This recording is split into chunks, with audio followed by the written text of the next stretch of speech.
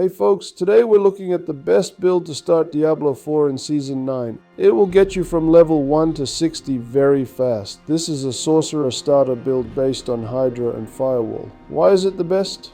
Well, it was already top tier before the fire skill buffs, and now it's just straight up broken. This is new off. Don't forget to like and subscribe. Let's get straight to the point.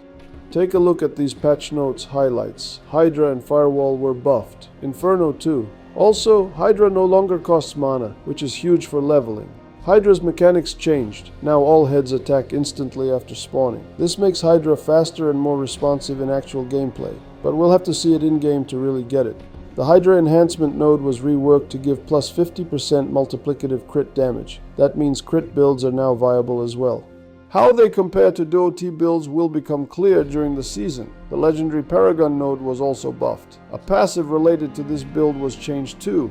Hard to say if it's a big deal or not, just keeping you informed. So overall, this patch makes the already best Sorcerer starter build even stronger. Lots of bug fixes for Sorcerer too, and for the game in general. Full patch notes linked in the description. This video is only about the build, not about what's best to farm or the optimal seasonal progression route. Obviously, you'll need to head into Nightmare Dungeons, but I'll cover all that in detail in the next video. If you're not sure where to go or what to do at the start, check the video linked in the description. It explains leveling steps and when content becomes available. If you've played before, you'll start with 12 renowned skill points. If not, don't worry, you'll unlock them naturally. That's just a small head start for returning players. If it's your first time, you'll just start from the default basic skill.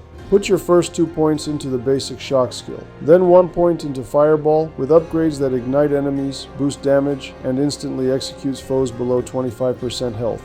Add 1 point into elemental dominance. Next 3 points into teleport with movement speed and defense upgrades. Skip glass cannon for now. Then ice armor with mana regen and cooldown nodes. Here I'm using a fresh character in the Eternal Realm. No seasonal buffs, just leveling up with no issues. Gameplay is straightforward. Arc Lash doesn't cost mana, Fireball does and deals real damage. Use teleport and ice armor when needed. No gear yet, just picked up some blue items. Now I'm good to go. Strongly recommend playing on normal, it's way more efficient. Stats on gear don't matter at this stage. Don't worry about them until you start getting legendaries. Next, put 1 point into Glass Cannon, 1 point into Hydra and its upgrades. One adds a head, the other adds DOT damage. Then Familiar with 2 enhancement notes. Also get 1 point each in damage reduction and barrier generation. Your basic rotation now is drop 2 Hydras like turrets, press Familiar to summon the Fire one and keep using your basic skill while mana regens. You can also summon a Familiar of the same element after casting the basic skill. Familiars follow and attack nearby enemies and also passively increase your damage. Now take Firewall with its enhancement node and your skill bar is mostly complete. Put Hydras in front like turrets, cast Firewall, hit Familiar. In large packs you can press Arc Lash to stun and then trigger the Familiar. It'll stun and immobilize too. Around level 12 you'll start getting rare gear. Don't waste time comparing, just equip it. Until World Tier 1, all gear is basically trash. Aspects you can grab early from dungeons right at the start on any difficulty. Aspect of Control, Sunken Library in Kyrgyzstan. Disobedience, Halls of the Damned in Kyrgyzstan. Snow-Veiled Aspect, Sarat's Lair in Skazglen. Stormswell Aspect, Onyx Hold in Dry Steppes into Onyx Watchtower Stronghold. Guide for Strongholds is linked below. These aspects also help, but only come from salvaging legendaries. Aspect of Searing Wards, Elemental Constellation, Engulfing Flames, Conceited Shredding Blades, Aspect of Concentration, Elemental Acuity, Ghostwalker Aspect of 3 curses. Each aspect shows which gear slot it goes into. I'll demonstrate the bonus size using Aspect of Control, which you'll definitely get early on. Dungeon or Nightmare Dungeon, doesn't matter for aspect drops. I'm only using the first 4 aspects for now. Sorry, I forgot to show enchantments. At level 15 you'll get a quest to unlock your specialization. The second slot unlocks at level 30. If this isn't your first season, you don't need to do the quest again. Salvage unneeded legendaries at the blacksmith. Their aspects go to your codex and level up over time as you extract higher tier duplicates. Aspect quality is tied to item power. Max item power right now is 800, and you only get max tier aspects from 800 power gear. You can imprint those aspects on any yellow or legendary item at the occultist.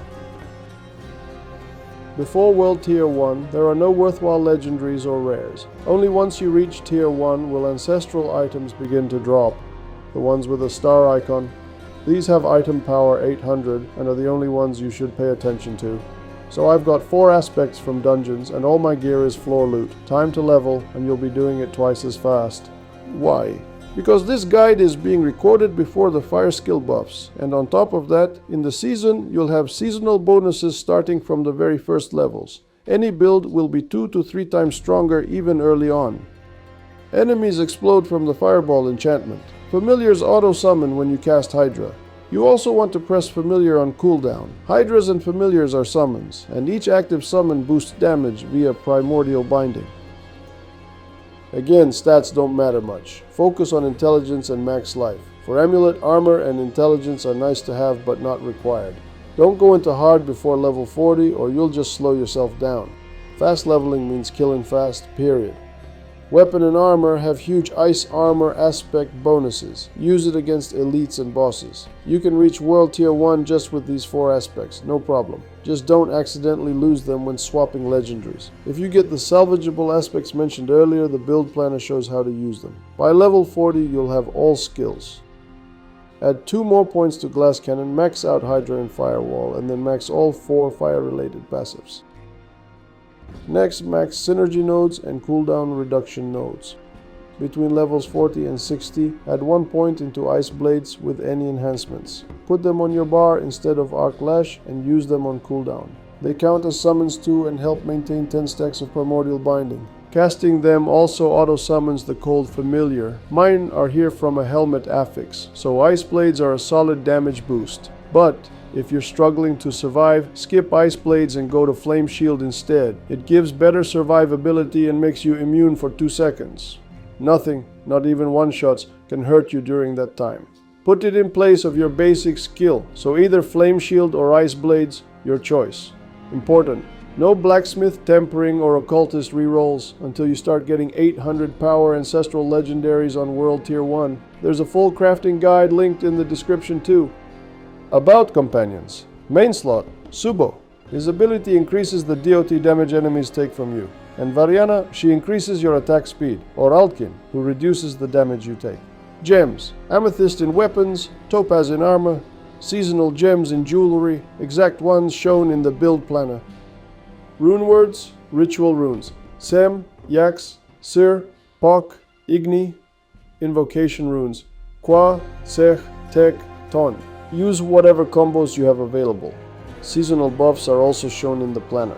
They're aimed at late game DOT builds. That's it for this build. It will carry you smoothly to level 60 and through World Tier 1. Between World Tier 1 and World Tier 4, when you've collected the right legendaries and aspects, you'll switch to the late game DOT version.